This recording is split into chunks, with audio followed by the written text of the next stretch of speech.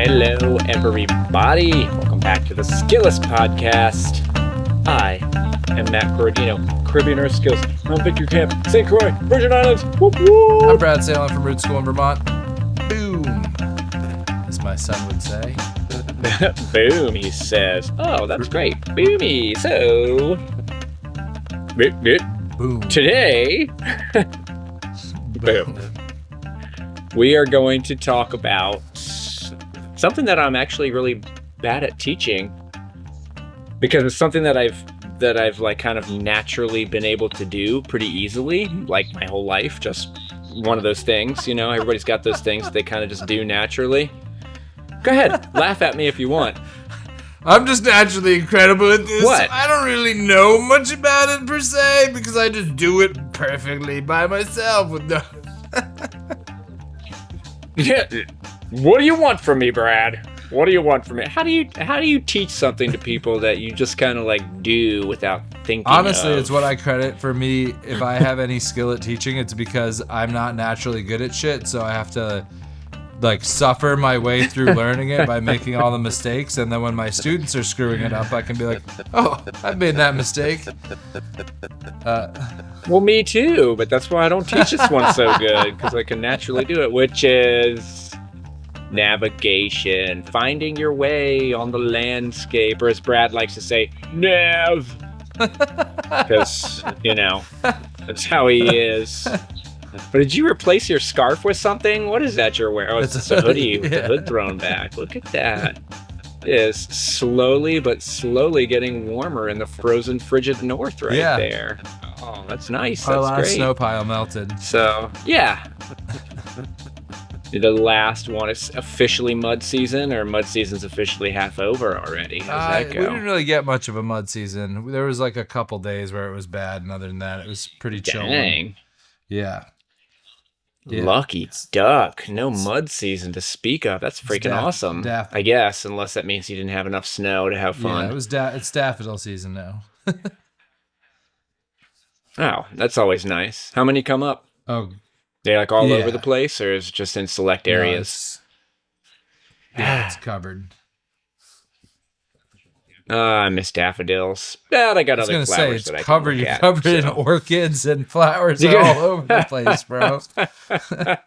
Cry me a river. That's like when I'm like, oh, I miss peaches. Like, it's mango season right now, and there's 10,000 mangoes laying on the ground in front of your house right now. So, shut up. All right, you're right. I'll stop complaining about that. So let's get into it, bro. It's nav time. It's not nap time. It's nav time. All right. What the heck? Well, how do we talk about this? I'm just a natural genius at navigation, so I don't even know how to start this conversation. So I guess I would say, what you got? You got something to start us off with? Yeah, I mean, super nav trick. I think that one of the things I think it's important to say about nav is that if you're actually a person who's like worried about your safety in the woods, then, or you're like really interested in survival, I would say being lost kills more people than maybe anything else. So if you're at all concerned that you might get lost, taking care of navigation and training it as a skill, and then making sure you're going into it, you know, every location with a sense of a nav plan is one of the easiest things to do to actually increase your survivability. And it's easy. I got a nav plan for my survivability. It's easier nowadays than ever before to find maps of places. You know, like when I was... it's harder. It's just easier, unless your power goes out in your phone. Well, I just mean even to print them out. Like it's when I started this stuff, you used to have to go to. For me, it was EMS, which is Eastern Mountain Sports, and then you would like page through a book that would tell you the number, the gazetteer, or give you a number, and then you'd go through the drawers and you would find like an old topo map that was made in the 50s that was, you know, $15 a piece. super Yeah, crappy and didn't have much with information all on the it. trails only Right, halfway right. exactly. So Yeah, now crappy. you can go online in Vermont and get 2-foot contours for the entire state. You can go get, Yeah, you just got to print sure, them. and then you can get satellite images that are from winter. You can get satellite images that are from spring. You can get them that are, hill shaded. You can get them that have like heat maps, so it shows you like foliage type based on their heat signature. Like, it's pretty incredible what a little sleuthing can do in terms of getting access to maps. And I think that a little bit of study of a map of wherever you're going in the wilderness, and printing out like a really big version, a medium version, and a close up version. I mean, honestly, it saved my ass like going to different spots and losing GPS, and then being like, wait, I have like a little map case that with a compass and a few other navigation tools in it, and then I was just able to, twice now I've been able to pull that out and be like, hey, I actually have a printout, and we can just follow the map, you know. So that's been handy. And then I think the mental process of learning terrain association, like learning to look at a topo map and then match it to your landscape, is a good skill on a bunch of levels, in terms of like you just then have to notice things like hill aspect and slope and terrain shape, and that can lend to a bunch of naturalist understanding about like what trees am I seeing on north facing slopes, where am I seeing deer beds, where am I seeing different types of plant communities or geological features. Like, there's just so much to incorporate into mapping that as a baseline skill, navigation is super important for survival, but I also feel like it's a baseline naturalist skill. It's fun. Yeah. It's fun. Um, And then for scouting, for hunting, like the ability to look at a big landscape and say, there's saddles here, there's ridges here, there's oaks here, there's bedding here. Like, it's pretty important if you're going to whitetail hunt to be able to do some basic scouting from the maps and then go confirm or deny what you're seeing on foot. If you're going to get into new properties, especially in Vermont, where it's like you got to cover a lot of ground to find promising places to hunt. Oh, and it's tough too there because of all the tightness of the trees, like all this like super tight kind of younger evergreen trees that make it really hard to see very far. So yeah, I mean, obviously navigation dovetails pretty perfectly with last week's topic, which was awareness. Right. And to me, it's like pretty inseparable, honestly.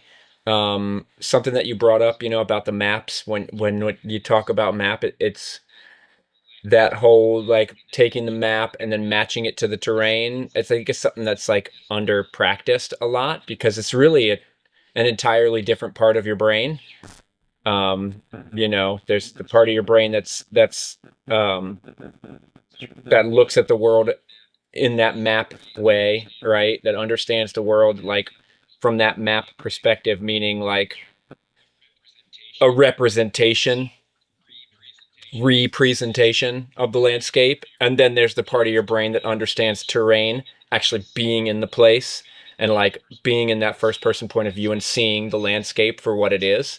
And that's definitely something that's like maybe not taken into account so much. I think a lot of the way that we learn map reading, in our modern society is based on driving. So it's like, just like looking at a line. So you just kind of like look at the line on the map and then you don't necessarily match the terrain to that because you're just on the line until you cross the number on the map, and the number on the map corresponds to the number on the sign. And then, so you're not really like actually matching terrain to the map. You're just kind of like following the map sort of blindly and not actually necessarily paying attention to the terrain in that scenario.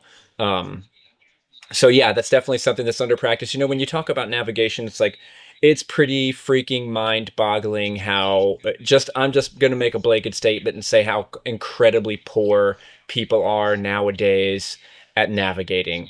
their landscape. Even like from the driving sense, like you turn off that GPS and it's like people are screwed. Yeah. Like I once met somebody and I was meeting somebody else who was at their house. The person I was meeting didn't really know the city at all. And man, I drove all the hell the way around this whole town. Like finally got to the place where they said, oh, we'll look for this street. I found that street on, as I didn't have a map, but I found it and I went down the street and I met the person and I was talking to him and I realized that like the street that you drive into town on, the bridge you come over and you just stay straight on that same road. That's the road he lives on. And I mentioned it to it and I was like, hey, did you when I wasn't like rude about it, was I? Maybe I was. And Not you. and it's like, hey, you realize that like, no, never. I'm just intelligent and I like to talk about it to people.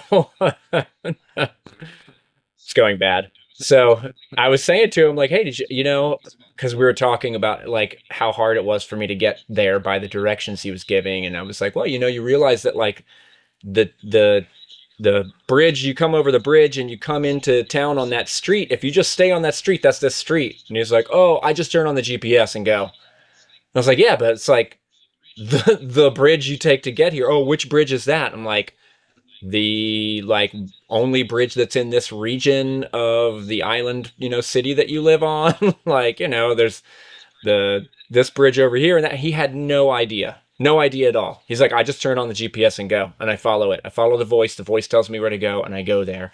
So it's kind of no surprise that it's like people get lost really bad in the woods because they're just used to following that voice instead of like actually looking at the terrain and actually matching the terrain to a map. And, so there's like looking at a map and finding the terrain, but then there's another huge part of the skill of navigation, which is drawing a map from the terrain that you saw after you get back from the place, which is an awesome practice. I mean, again, you're talking about naturalist studies. That's huge right there, right? Can I actually place this on a map? And definitely something that I harp on with the kids that, we're the homeschool kids and my kids too. It's like, we'll be going somewhere on a wander. We do a wander every time.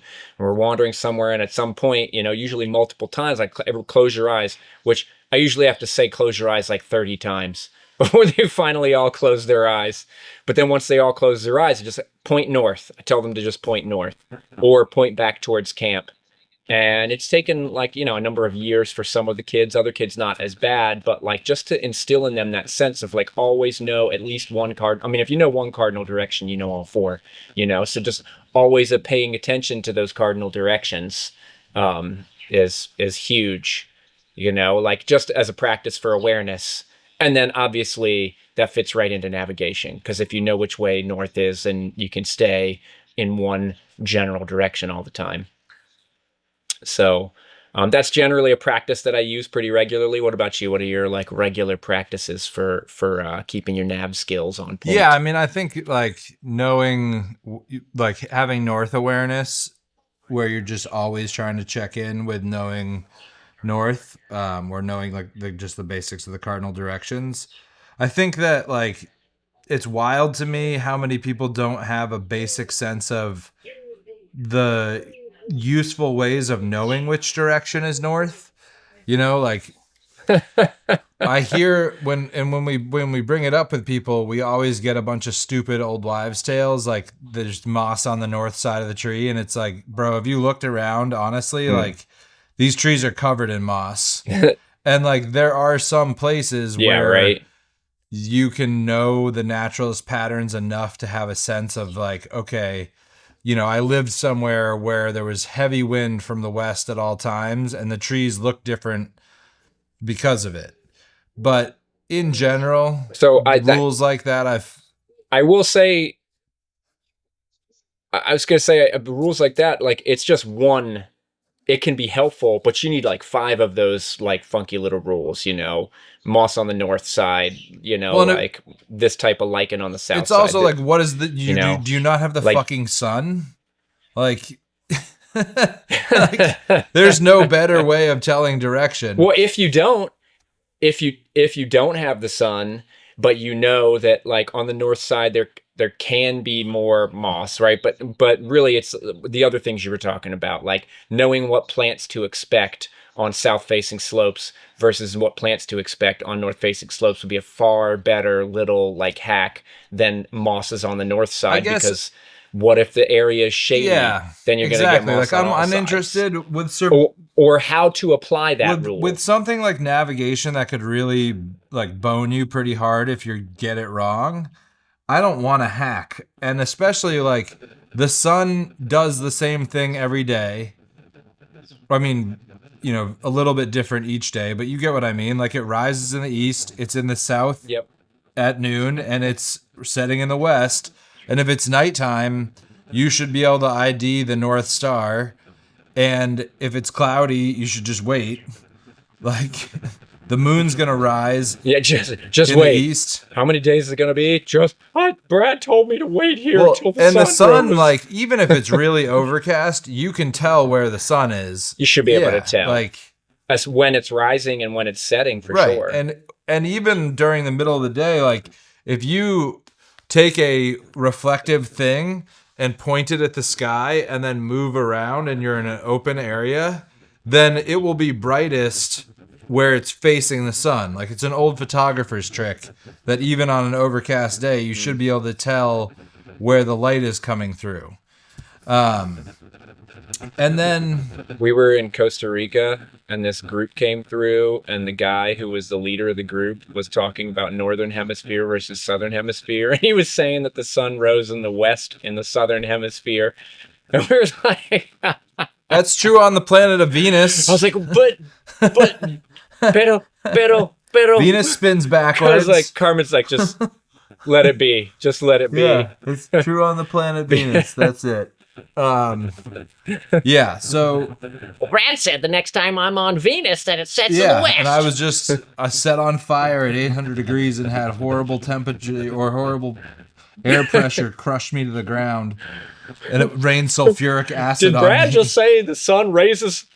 Did Brad just say the sun raises on the west on my penis? Yeah, that's exactly it. So I mean, like as far as survival things to carry, I think a compass is awesome. Like if you, it's such an easy device to learn how to just look at it and be like, well, that's north, that's east, that's south, that's west. Learning how to tell declination is good, but like one of the things I teach people is, you know, the whole idea of a PACE plan, primary, alternate, contingency, emergency. And with that, like you should have an oh shit direction that is your emergency nav plan. That's just like, hey, if I walk in a straight line in this direction for a day, I'm going to hit a road or a river I can follow to safety.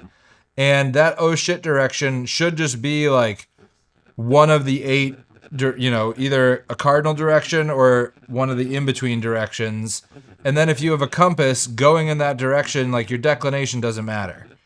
You know, you're gonna hit the road or the river. You pick a linear catch feature, like a linear feature that you can't blow by, and then you just walk in that direction with your compass. And that's like a very painless way of having a backup nav plan that costs $15 for a good compass. Don't get like a shitty little button compass that comes on the end of a survival knife. You mean the Rambo knife, yes, bro? Exactly. Let's not rename them. Let's keep Rambo it the Rambo knife. Oh, the sweetest feature. Yeah. Actually, the matches hidden in there was the sweetest feature. The cheapness of the steel was the best feature of the Rambo knife.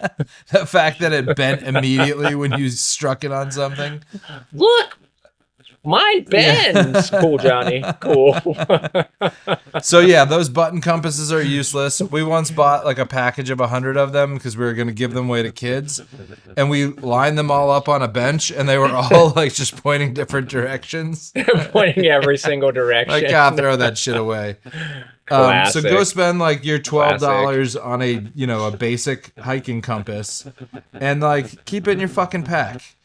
Well, so I would say get your compass, but then check yourself often. Right. Well, that's the other thing is that so that you don't need your compass. You can use a tool like a compass to build north awareness, and if you're constantly checking it and then saying, what do I notice? Where's the sun? Where's the moon? Where's the hill aspect? And like if you combine exploration and wandering with a compass, then it'll help build an awareness of where you are. Like, indigenous people didn't have maps and compasses to work with. Well, they might have drawn maps. Well, right, but they also like grew up in the woods. They knew navigating the land. with their parents, right? And they knew like, oh, this watershed leads to these like streams, lead to this river, leads to this river, leads to this ridge, leads to this field. Like they knew. They had a sense of place that was developed off of like exploration and memorizing. And, you know, like you read that book about Borneo where that dude walks across Borneo and he's just constantly lost. And every time all the time, his guides are like, "Where is the village?" And he'll point, and they just laugh at him, and they're like, "You stupid white guy." But they always know where they are. And the other thing they have going for them is that if they're lost, it doesn't matter, because they're like, "Well, there's a stream right there, and we can shoot pigs." Like we don't. We'll keep walking, and we'll figure out where we are. We'll be okay until we get somewhere. But if you don't have those skills in a place, then staying found, like knowing where you are on the map, is, you know, your lifeline. Yeah, pretty much. So it's develop those skills. If you don't have those skills. Right. But then also, like, nav is a really important skill set, and I feel like it gets blown by, especially, like, you see it a lot in the outdoor ed community or, like, the wilderness adventure community where they'll, like, do lots of map and compass work. And then it gets kind of left behind because it's boring, unless you're, like, an orienteering nerd. Which, you know, God bless the orienteering nerds. But what I see it as a shame is, like, people then get stuck into only going into areas they feel comfortable.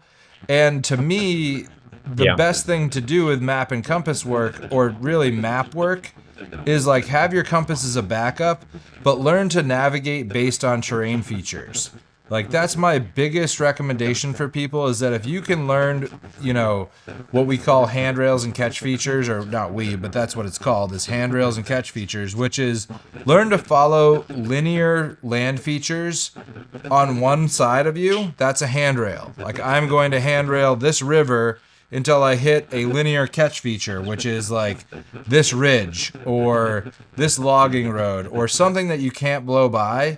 And then you have a backup catch feature. So if you do blow by it, or like the map is hard to read or whatever, that you then say, like, I'm going to follow this thing till I hit this thing. Then I'm going to follow this thing till I hit this thing. Then I'm going to follow, that you can move across a landscape in a much more free-form way than orienteering, which, like, let's face it, with orienteering, you have to follow a straight line or do offsets. And it sucks. And it's boring, and it's also... And it can be brutal on your body, I was going to say, it's completely unrealistic. Shit, that straight line sucks. Right, and, like, it's completely unrealistic based on terrain difficulties. It also leaves no room for, like, hunting and gathering. You know, like, those skills require weaving through the landscape. But handrails and catch features allow you flexibility while also still maintaining a sense of where you are. And so to me, that's like... Yeah, because they're of the landscape. Right, and so that's what I hammer for students is, like, if you can learn to terrain associate based off of a map, and then learn to see, like, in your mind, when you look at the map, what should the landscape look like, and then go there and follow those things, like... It's a super powerful tool for getting you the fuck off the trails and getting you out into exploring what is, to me, the good part of the woods, where all the cool shit is, where all the animals are. Where people don't go. And then but you still have a sense of where you are and a way of finding yourself out that isn't based on, like, either the boringness of orienteering, which I will use if I just, like, want a beeline back to, you know, a beaver bog system that's, like, way the hell back there. Like, I'll use an orienteering line, and if there's no good catch features or handrails, like, it's just random boreal forest, like, it's useful. But anytime I can get away from it and just use terrain association for nav, that's my absolute, like, you know, the thing I use most. Well, and that's kind of ends up being the thing that's harder for for me to teach people, is like, it's just something that I'm like, it's just, I don't know, it's just something I've always been able to do. But yeah, it's like, um, you know, uh, so we were talking earlier about like the sun rising, and I think people get stuck on that like sunrise, sunset time, or just even on the sun or moon. It's like people, for whatever reason, don't tend to realize that like the stars also follow the same directional arc as the other celestial bodies because it's the Earth spinning. So just watching a star, finding something in your view, a tree branch, and finding a star that's near it and watching which way that star is passing across that tree branch. And then, now you have your east-west line set. When you're looking at the moon, if the moon, now you need to know the moon phases, but you could figure that out. It's going to still be traveling east to west. Full. And going through the southern sky. Well, it's going to be traveling east to west, but just a quick glance at the moon. When the moon is waxing, the open side of the moon faces east. And when the moon is waning, and when I say open side, I mean if it's like a half moon or a crescent moon, or like, and the side that's not filled in. Right. When it's waxing, it faces east. When it's waning, it faces west. So those things, that's something that can just be like in an instant, you can figure that out. Just look at it. Oh, okay, moon was just full however many nights ago. That means that's west. Right. Just like really quick tricks like that can be super helpful. And, when it comes to like learning that orienteering, learning how to put the landscape, the terrain into the map, really, I always try to tell people, like, you might look at the map for a minute before you go to the place, but then put the map away and don't just sit there, check yourself every 10 minutes, like put it away. And this is like obviously a practice. You wouldn't do this if you were lost or if this was like a serious survival type situation. You'd check it as often as you needed to feel confident about it. But, check it before you go, and then don't look at it at all. Look at the terrain features, right? What is the shape of that mountain right there? Like, how does this ridge fit into that ridge? Like, how does this ridge over here fit into this river? And then look at the map afterwards and try to trace your course. Like, obviously, if you're on a trail, that should be obvious on a map. But like, especially if you're going off trail, just really helpful to do that. And then, if you have your phone with you to track you, that's like just another great way to check yourself.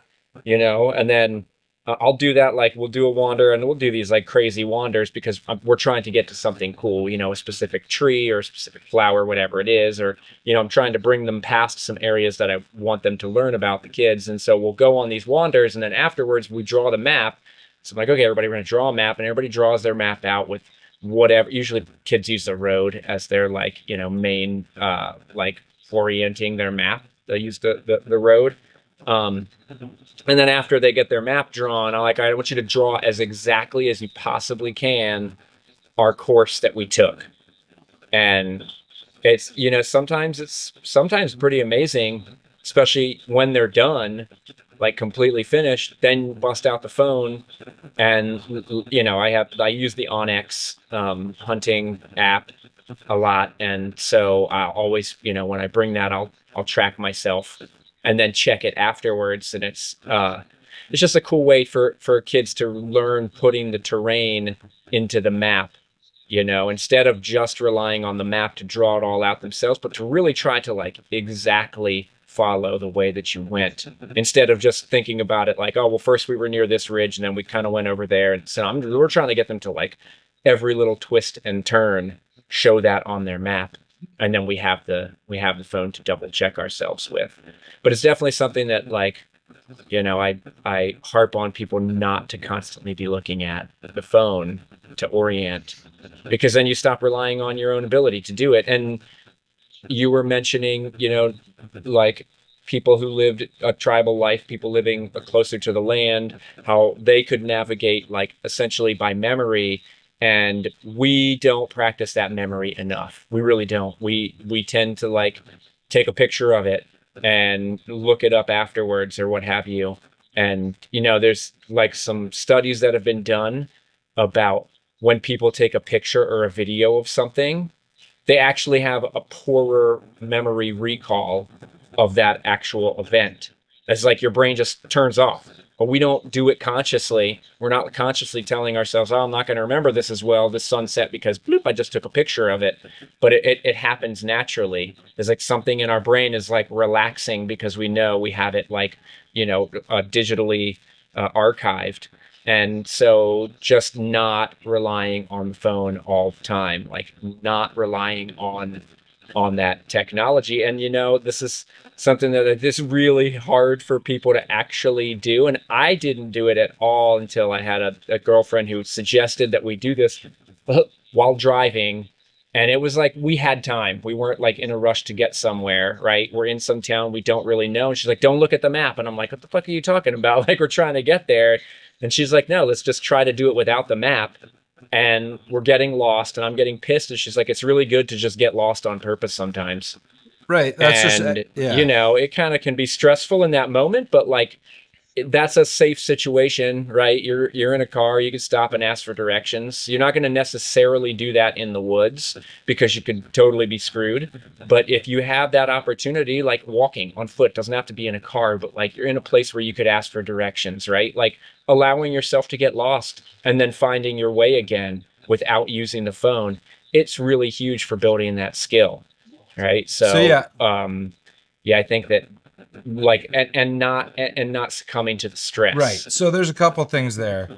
One is like I teach people to do what's called thumbing the map, which like you take the map and you fold it so you're looking at just the area you're in, and as you move your thumb so that you're always like updating your location like a GPS would. But that's like if you're navigating from a map, right? And then, so I agree with you. What you're talking about is like building a skill. So if you're not like, I am relying on this map to get from point A to point B, I'm relying on Matt. The kids are relying on you. So it's okay for them to not be looking at the map. But like, so if you're not thumbing the map to keep yourself found, then great. Like, don't do that. And I think what you're talking about is like practice and training.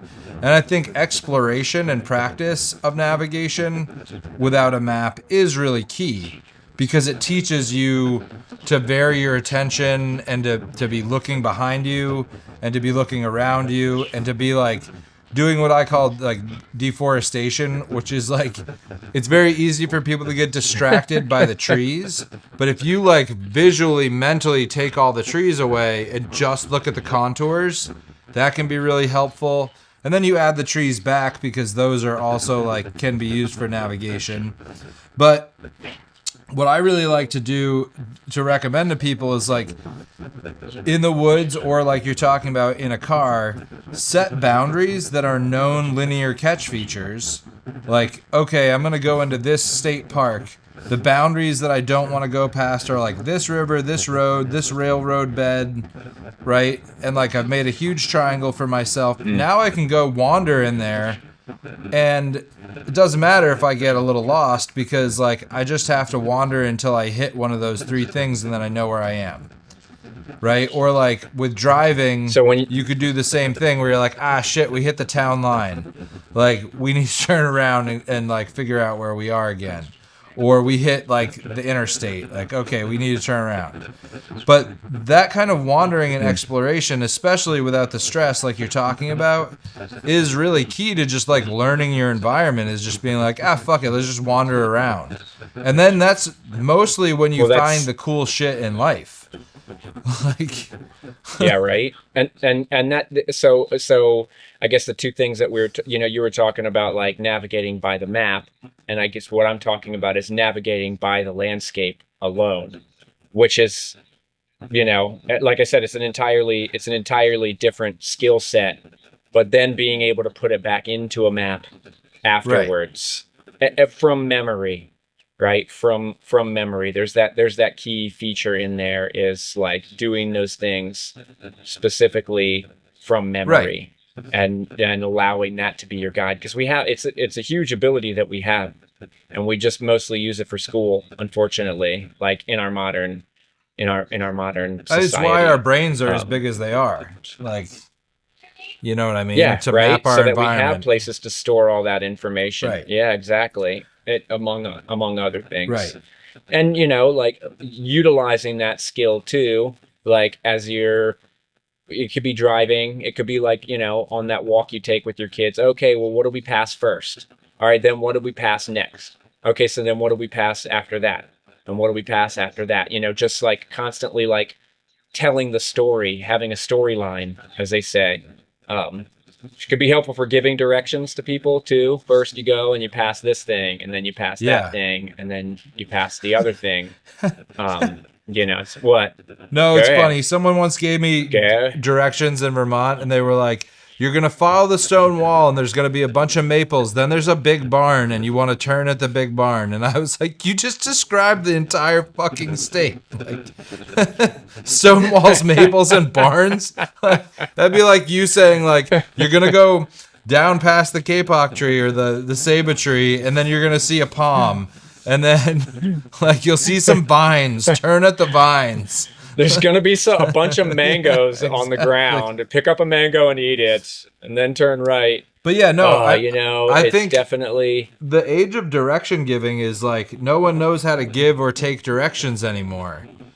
Because just like, I just need the address, and then I'm going to stick it into my magic device, and then it's going to give me directions to get where I'm going.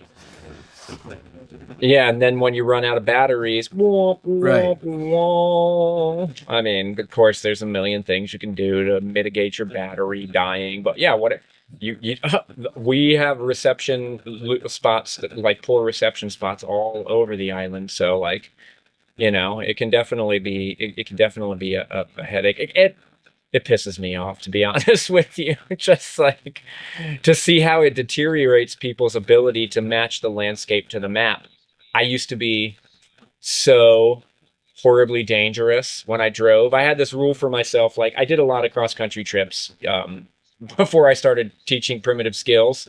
And like when I was by myself and with certain friends who could withstand it, we would just take only back roads because it's just more enjoyable that way. You see a lot more cool stuff that way.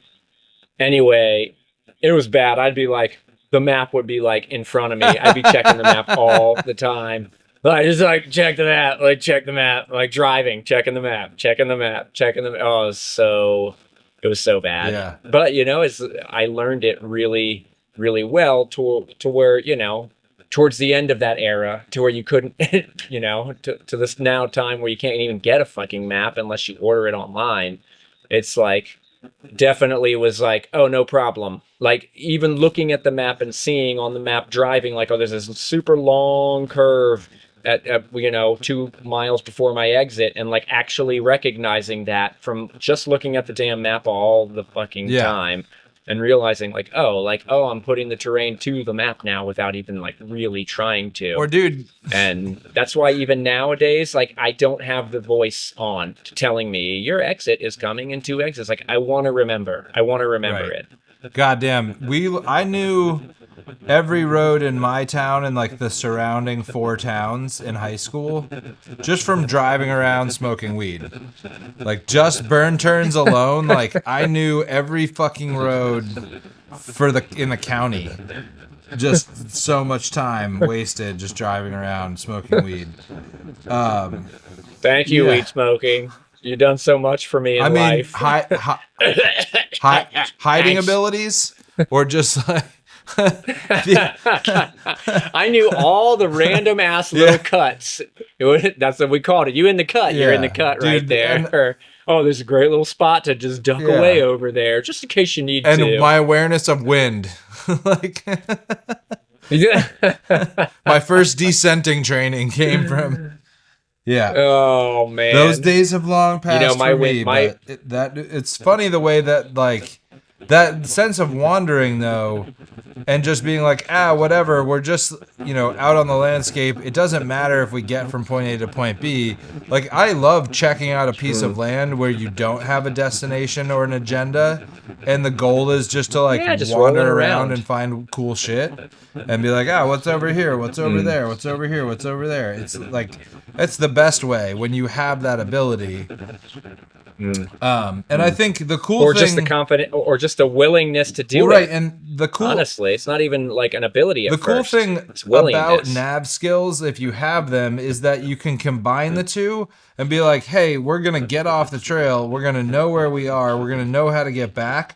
But we're also going to be able to go out into the parts. Like most of the state parks here, there's the areas where people go that are all like where the trails are. And then half of the state park, or 3/4 of the state park, no one goes into at all. And it's just like wilderness. There's no human signs at all. You might find like old homesteads, which is pretty cool. But like you can get back into areas where the animals are like, oh shit, what are you doing here? Like, and it's just with some basic skills, you know, and GPS, like, it's cool and all, but they're definitely unreliable, and it would definitely not be my my whole plan. Like, Oh yeah, totally. I mean, you got to check the KP index because there could be a solar flare, and then they wouldn't even be correct. Yeah. Well, and they're definitely not like you said, they're definitely not like 100% reliable. Yeah, for sure. anything with a battery, like tech fails. That's if there's one rule, it's tech fails. And check out your GPS like specs on it to see what the variance is, because some of them 10-foot variance could save your life. I promise you. Oh man! Also, got a story about that I'm not going to go into, but like there are those Garmin InReaches now. Save your life. The Garmin InReach, you can just press like an oh shit button. Yep. And it's satellite and everything. Yep. And my friend was doing a bunch of like canyoneering, and he was like, wait a minute, what happens when you press that button? And he like researched it, and it was like, oh, it goes out to a search and rescue team that's not like a state team. It's just a volunteer team. And was like, like... And then what he found out was that what does that even mean? Search and rescue teams are really variable in terms of how good they are. Some of them in places he was going were people who had spent like thousands of hours in those canyons and knew them really well.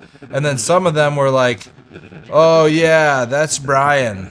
Brian's got that handle. It's just like one dude. that like your magic oh shit button isn't like calling helicopters over the hill. Like there's not a crew ready to fly in and take you out of your survival zone.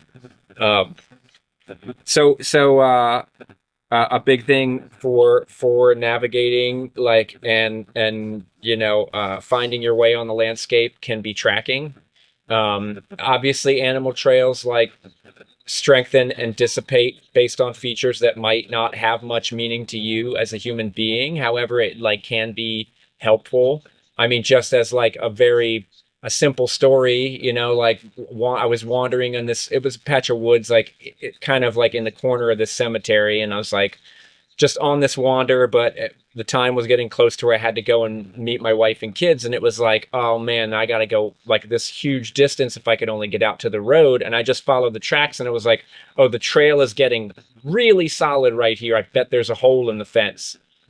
And I just followed the more solid trails. They got to an even more solid trail, and it was like I knew from the tracks, it was like, oh, obviously this has to be a hole in the fence. There would not be a trail like this if there wasn't a hole in the fence coming up, because I knew roughly where the fence was. And if I walked up, and there was a perfect like deer-sized hole in the fence right there. So tracking can be like a really helpful way to make your way through an area. Now, it might not lead to exactly where you want it to be, but like there's reasons why animals create their trails. So like, let's say if it's like a beaver trail, you were mentioning like beaver meadows, right? Like there's places where there's, beaver trails where they come up out of the water to get their preferred food. Which the time I was thinking of was aspen, very thick area that had been replanted in pines, so you can't really see. And I was like, shit, like I know the creek is somewhere over there, but very flat, and I couldn't see it. And I was like, oh, like looking at the tracks, like, oh, that's a beaver trail, so I have to be close, and I'm going to follow this one direction.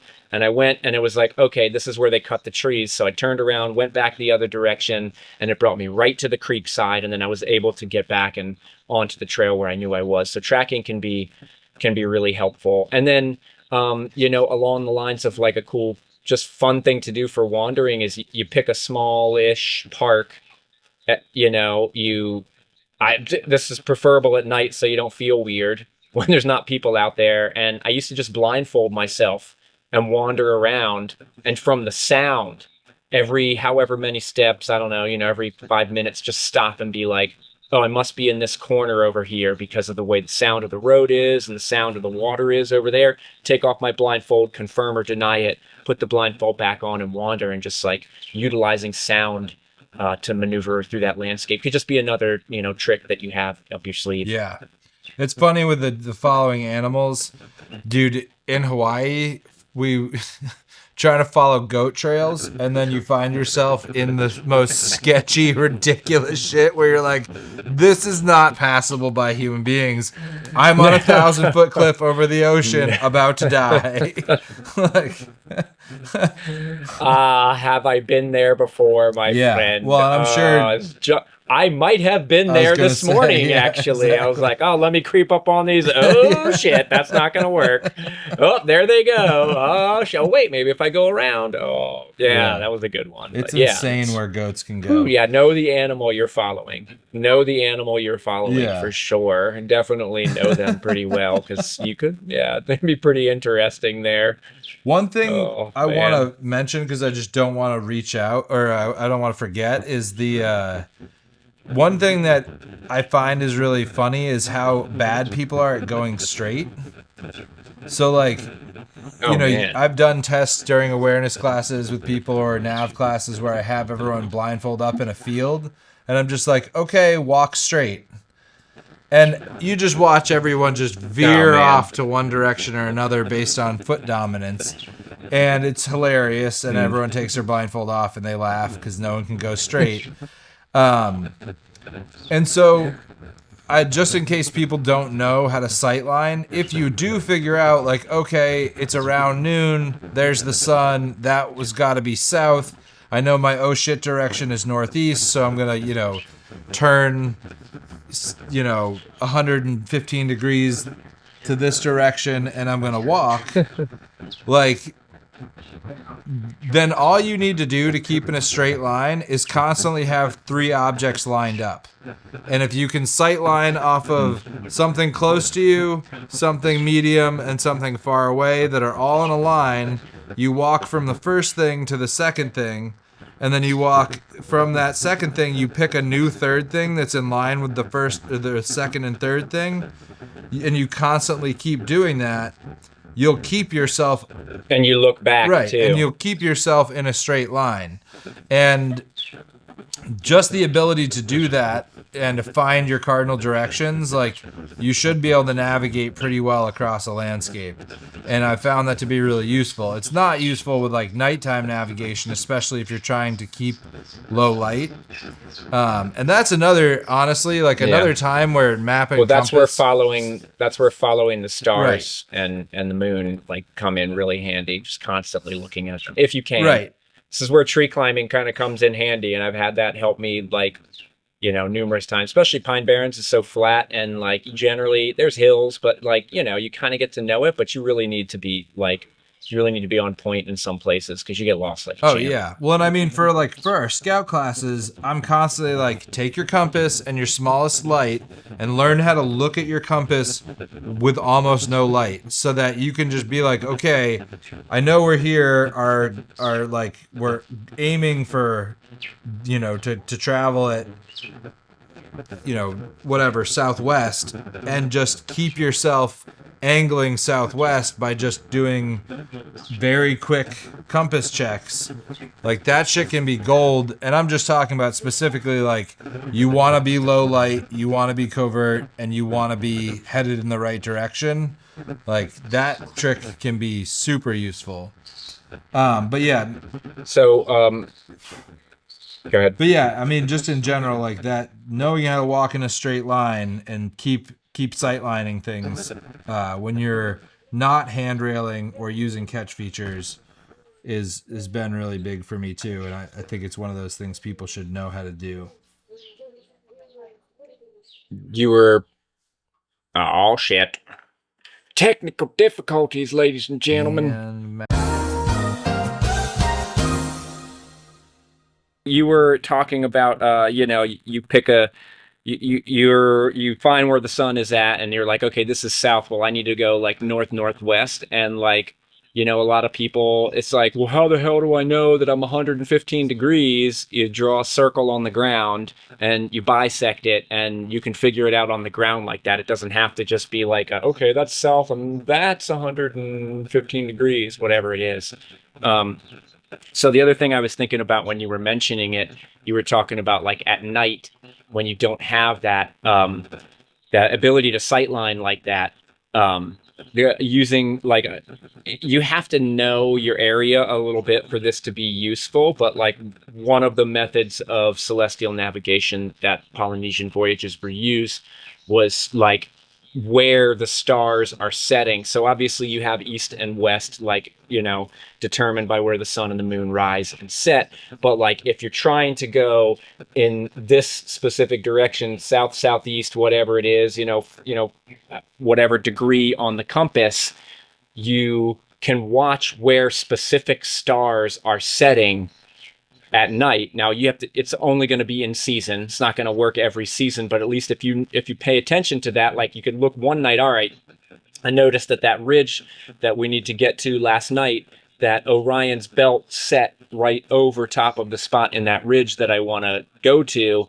And then you can watch the stars for like 5 or 10 minutes, determine roughly what direction Orion's belt is going to set in, and then you head off for that direction where the stars are going to meet that place on the horizon that you're going to try to get to. And it's just like one of the many tricks of celestial navigation that was used by Polynesian voyagers. And it doesn't take that long to learn. You just got to pay attention to where the stars are setting at that time of year. Again, it's seasonal, right? Because I was gonna say, celestial is amazing, and honestly, like, it is the way, like it is the most useful, reliable way of telling. I mean, honestly, if you can see the North Star, you can figure out your latitude. Like, yeah, at what degree the North Star is on the horizon, and you could, you can roughly figure that out, like, because most of our bodies are in a rough proportion.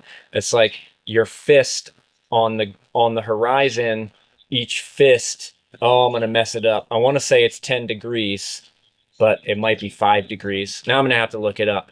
But man, I want to say it's 10 degrees. Like your fist on the horizon is roughly 10 degrees, so you can tell what like you said, you can tell what latitude you're at. Wait, right? Latitude or longitude? It's latitude. It is latitude. And so, yeah. So, I mean, stars are amazing, and it is one of those things where it's like putting the time into learning the navigational stars that are pertinent to you in your area is an awesome study. And it's one of those things where like it can feel really overwhelming at first, but honestly, like I approached it by learning it with my kid and reading star books with her that are appropriate for her. And it was a great entry point because it was like, okay, like now I know where Sirius is, and now I know where Alioth is, and now I know where like the different parts of the different constellations and where to expect them at what time of year. And then what part of the sky they move through, like you're saying, like, or what part of the night they rise and set. And it really does open the map to you quite a bit. And it's like, it's not that much work. Like, definitely start with Polaris and learning how to ID Ursa Major and Ursa Minor, and then work from there, like. And now with like star apps, the thing with star apps, I will say, is like,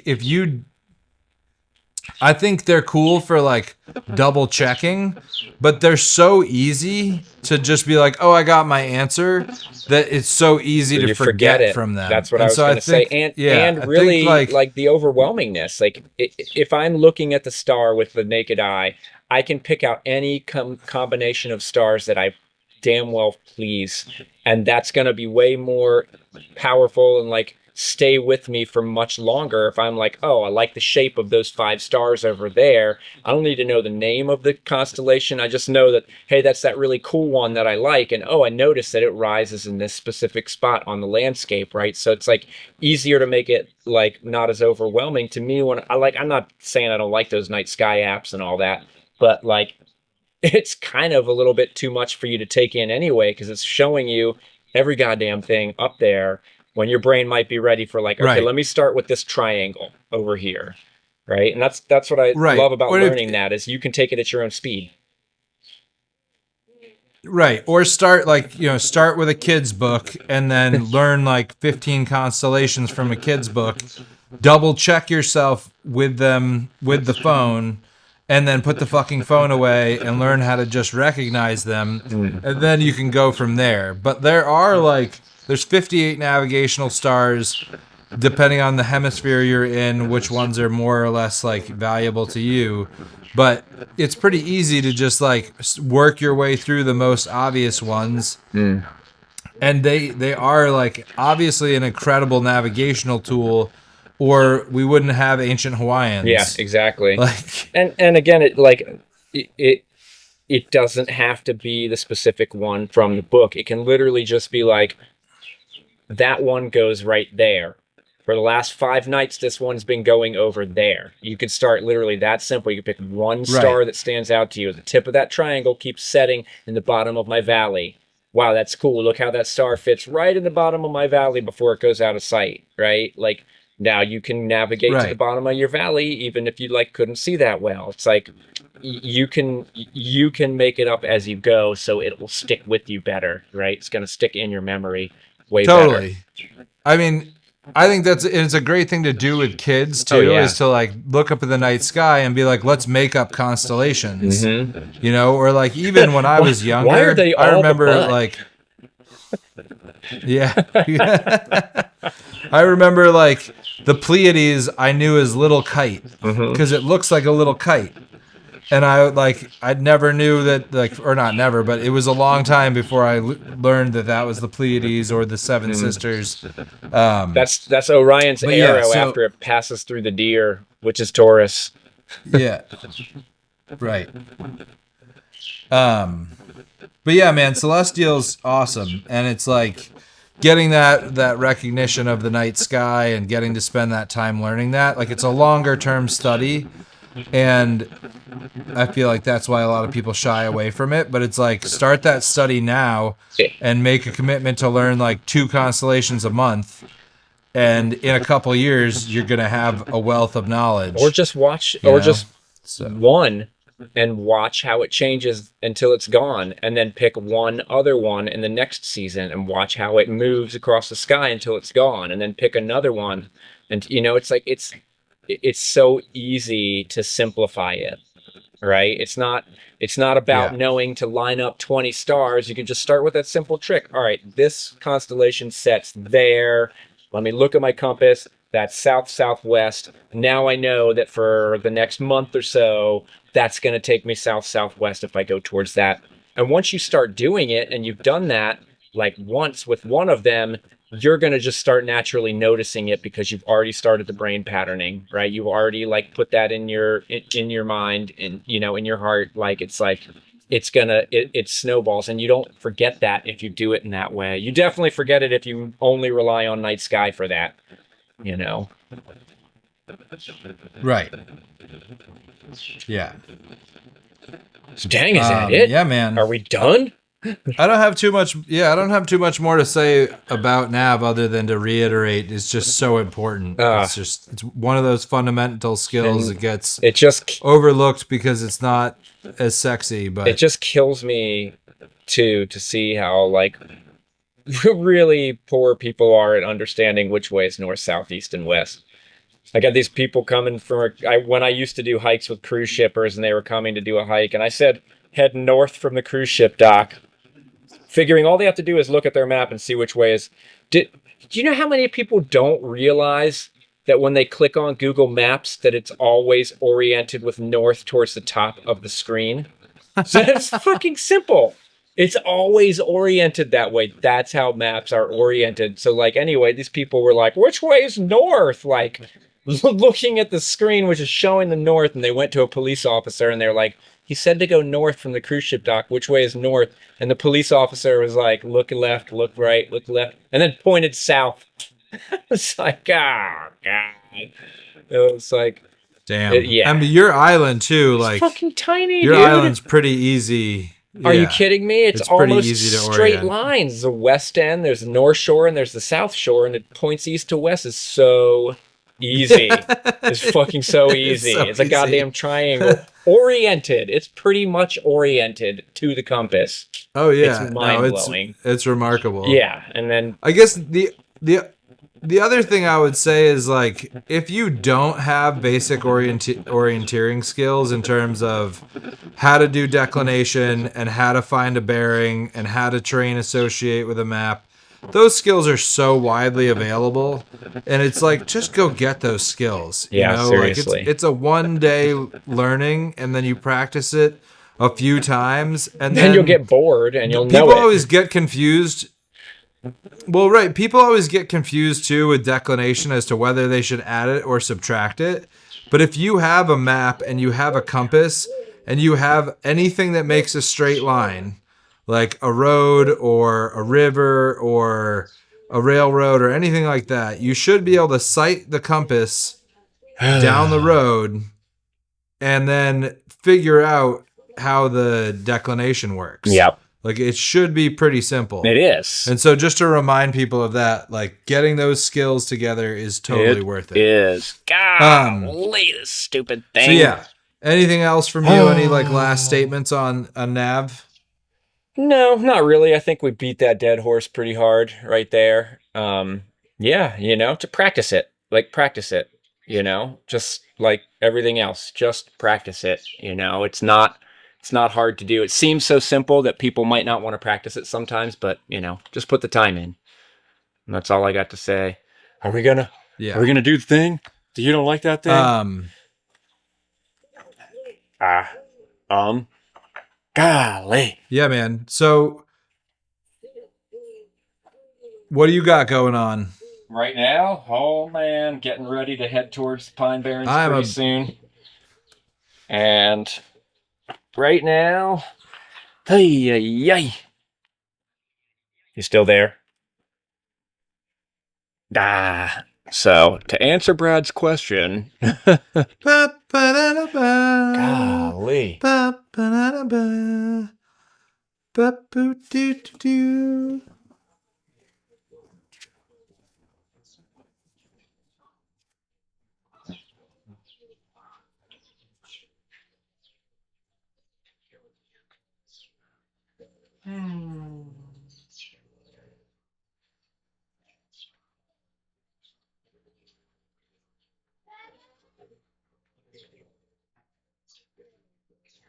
Yeah, buddy.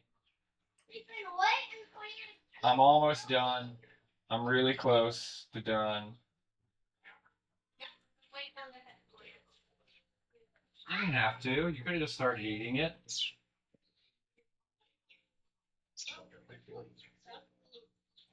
Jesus Lord.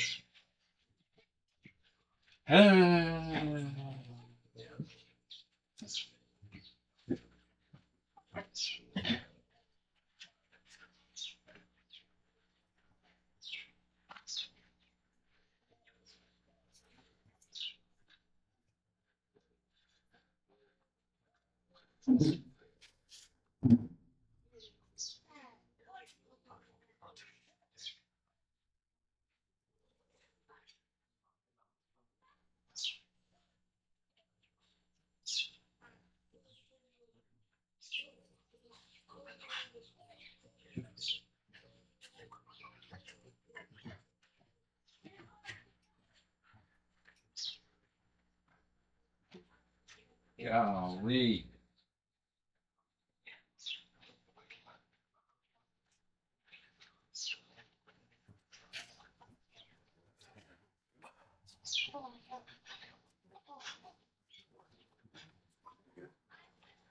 That one sucked.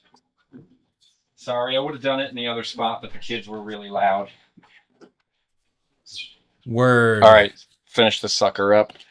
So, all right. Yeah. All right. And we're back again. oh my goodness, technology. So, what do I have going on right now? Not a whole lot. Getting ready to go. I got a few more classes to go this with the homeschool kids, and then a survival trip, and then I'm headed to the Pine Barrens to see what that fire did. It's a stressful thing, like knowing that your shit is burning without having any way of knowing what's burning. So, yep, just doing the do, filling the freezer before we head to the States for the summer of teaching. And yeah, that's about it. What about yourself? You got a class coming up? Oh, you're about to have some hurting wrists, right? Some what? Hurting wrists. You're doing a bow class. Yeah. My wrists don't hurt. My forearms, I guess, will get tired. Yeah. But yeah, no, and it's only like a 12-person class, so it should be pretty chill. It's not like 18. That's brutal. Yeah, 20 bows is a lot. But yeah, and so I should get to build a bow, and I'm gonna build another reflex deflex. Nice. That'll be awesome. Nice. But yeah, man, bow class and arrows class, and then into some survival classes. Should be pretty sweet. I have that bow that I made from the stave that you sent me, and it's got the tape on the belly to do the color change, and it keeps getting darker, and I keep wanting to shoot it a whole bunch, but I'm stopping myself. And I think I'm gonna leave it till we get back from our summer trip, and as soon as we get back, I was gonna say leave it for the summer. If I can hold back. I was like, I could wait 2 years, because I was looking at one a bow that's like 2 years old. I was like, God damn, that would look so awesome if I waited 2 years, but it's not gonna make it 2 whole years, I don't think. It's tough. Like, just get some more saves when you're in the States. Yeah, that's kind of my plan. Well, I started messing with the local, the Osage cousin here. It's Maclora tinctoria, as opposed to what is Maclora citrifolia is Osage, right? This one's Maclora tinctoria. It's called fustic, and it looks pretty damn. It's like almost the exact. You're just casting Harry Potter spells, as far as I'm concerned. Maclora tinctoria! I have a bow! Exactly. With my magic wand, Maclora tinctoria! Got it. Come on, you don't know the scientific name of Osage orange? You call yourself a bowyer. No, but I call it Bodark. It's by no called means are Bodark. great. Yeah. No, the last guy I bought from, it just says hedge on each one. He just wrote hedge. Yeah, we call that one hedge. That's hedge right That's there. hedge right there. Yeah. That one's forest over there, and that one, oh shit, I don't know that one. That one's acorn. Acorn, yeah, that's right. Oh, dang. So is that it? Are we done? Is that it? Yeah, man, that could be it. That could be Okay. it. We didn't mention that people should share the podcast with their friends and their enemies, and share it with your enemies. I'm sure it's gonna be the perfect thing for your enemy. Well, yeah, I guess that is about it. Keep watching them. Keep throwing those questions out there. Thanks for continuing to listen. For our hardcore listeners, thank you for not getting tired of listening to Brad's voice drone on and is interrupting. Oh, you're still checking out the waveforms and timing who's talking more. Fine. See if I care. all I said, Matt, was that it was overwhelming how much more you talk than me. Whatever. Anyway, that's it. That's all love. fucking it. That's fucking it, bro. But until next time. See ya. Gonna go eat some goat head. It's time to eat goat head. I'm gonna eat that goat's face off.